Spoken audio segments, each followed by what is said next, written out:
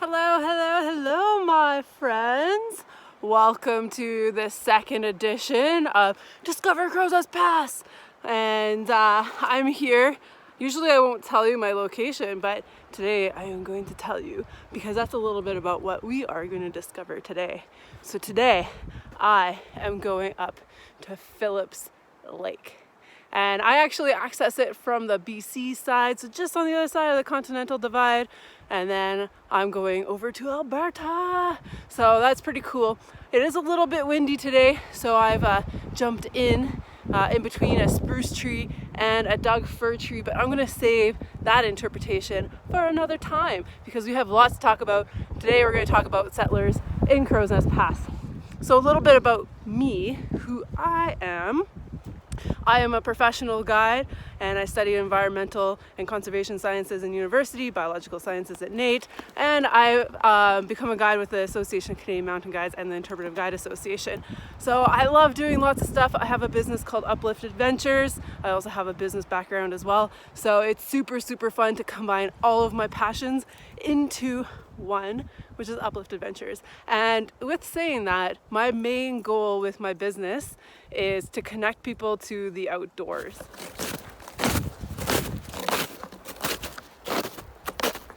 Yesterday we talked a little bit about Phillips and Tecumseh, and you can see Phillips, Mount Phillips there. And I wanted to talk a little bit about who Phillips is. It's a sunshiny day, and I want to do this. I'm doing it as a snowshoe today, but I wanted to do this because I've done a lot of reading lately.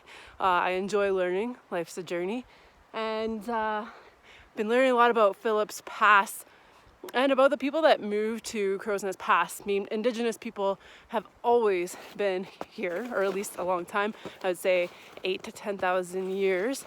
So white people aren't the first ones here, but when we came exploring, so settlers over from Europe came exploring here, initially you would have thought that it was the Palliser expedition, so 1858, that time.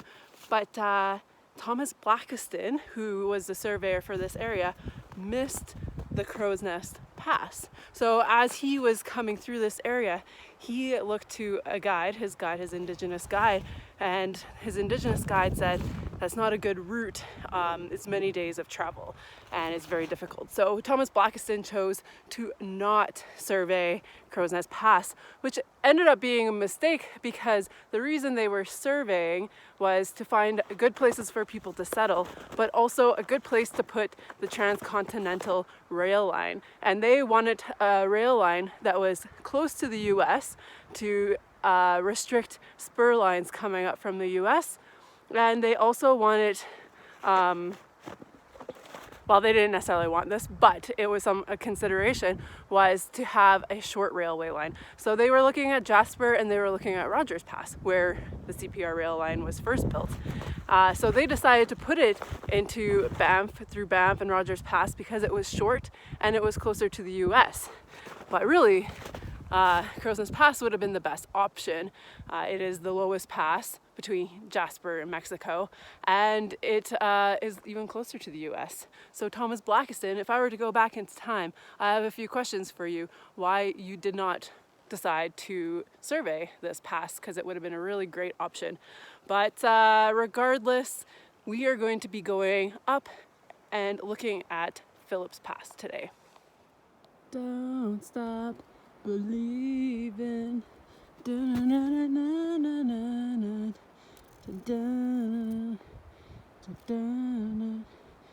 Leaves blowing in the wind. I told you about how Thomas Blackiston was with the Palliser expedition and he missed surveying the Crowsnest Pass. So the first evidence of a white person coming through Crowsnest Pass was Michael Phillips. And what's unique about this is that it's the only pass that was discovered from west to east. And when I say discovered, I mean settlers, because Indigenous people were here long before. And it didn't take very long for people to know that this was a metallurgic coal mine. people started coming to Crowsnest Pass to prospect, and people were coming here to look for gold before they were even coming here to look for coal. They knew coal was here, so they came looking for gold. On your way up to Lil, which is now considered a ghost town, we are walking along a creek called Gold Creek. And that was called Gold Creek because they were looking and prospecting for gold, hoping they would find gold. Coal wasn't the first industry in Crowsnest Pass. Ranching was first. And I have different sources that say different things. Some of them say it was cattle ranching, some were saying it was horse ranching. But remember, before there was coal mining, we needed a way to get the coal out. So they needed to build a railway through here. And it didn't take very long. It didn't take very long to establish a railway with all these copious amounts of coal in the area. And to build a railway, you need wood. So lumber was a big industry, and you need horses to transport everything. So horses, lumber, timber, that was an industry before coal became an industry.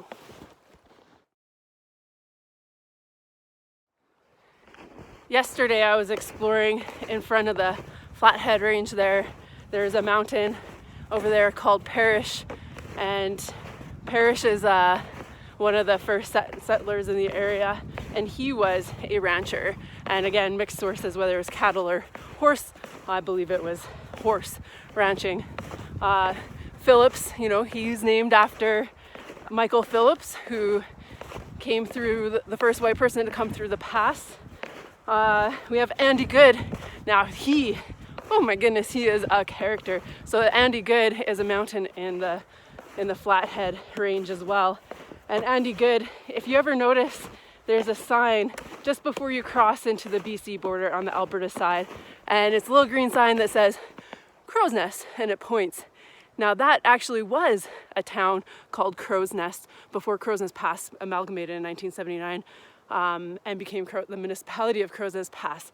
So Crowsnest was a little town there, and they called it the Summit, they called it Crowsnest, and Andy Good lived there. And he was such a character that he was a very, very tall man. And he would tell people to come meet him eye to eye and things like that. He was always joking around. And back in the day in Crowsnest Pass, I always think it's funny, but it seemed like there was petting zoos and zoos everywhere. And he had a zoo. He had a zoo there at Crowsnest, right before you get into BC. And they named a mountain after Andy Good as well. Now, Andy Good was in that area not for coal mining. I mean, that Crowsnest, that little town that we don't consider Crowsnest Pass anymore, but Crowsnest, it was there because of the railway. So some of the towns and communities in Crowsnest Pass were built up because of coal mining, and some of them were built because of the railway, and they needed stations along the railway, and that was one of them. And Blairmore was another one.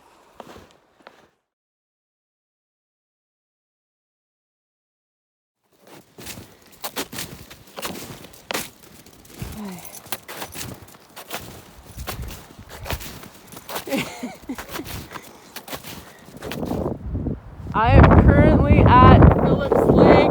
It's a little windy over here in the pass, so there you go.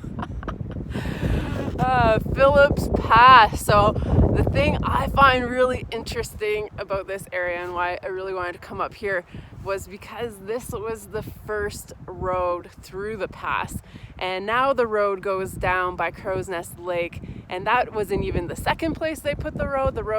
Well, it was by Crowsnest Lake, but where the road is now is the third time the road changed. The first one was up and came through the pass, and Phillips was a big part of that. Steele, like Ford Steele, that guy, I can't remember his first name, he was a big part of that because he helped with the Northwest Mounted Police moving through the area and to the area, and they put a pretty good path through here. And now you look at it and you have this lake that's behind me, and you have this pass, and there's an old road that goes through there. The cool thing about this lake too is it's pretty much right on the divide.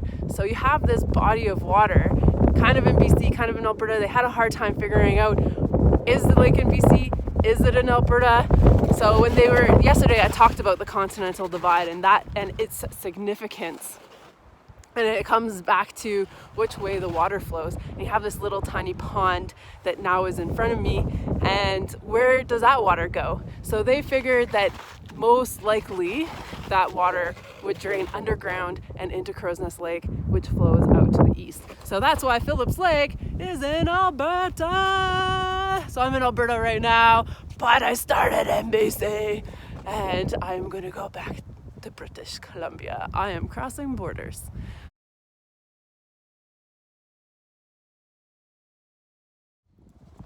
Well, unfortunately, this ends our tour for today. I hope you enjoyed learning a little bit about the settlers coming to Crowsnest Pass. I mean, there's always more. This is just touching the surface of what there actually is out there.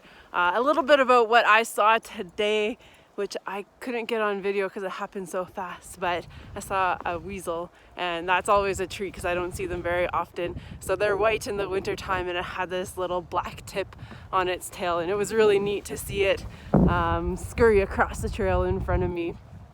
I saw lots of tracks, elk tracks, moose tracks, just a lot of tracks today. Rabbit tracks, oh boy, squirrel tracks. So that's always a treat to see that. Thank you again so much for joining me. I really, really hope that you enjoy these online guided trips. A little bit of what I do during the COVID-19 outbreak. I thought I would come to you into your space and show you a little bit about what I do and what my life is like. And I really love sharing the outdoors with others and getting people connected to our landscape, and yeah, seeing how beautiful Crowsnest Pass is, the South Canadian Rockies. And if this is going on a long time, you're going to be seeing a lot of me because I'm trying to do one video a day just to show you how beautiful it is outside. All right, have a wonderful day, my friends. I love all of you so much. Bye. Don't stop believing.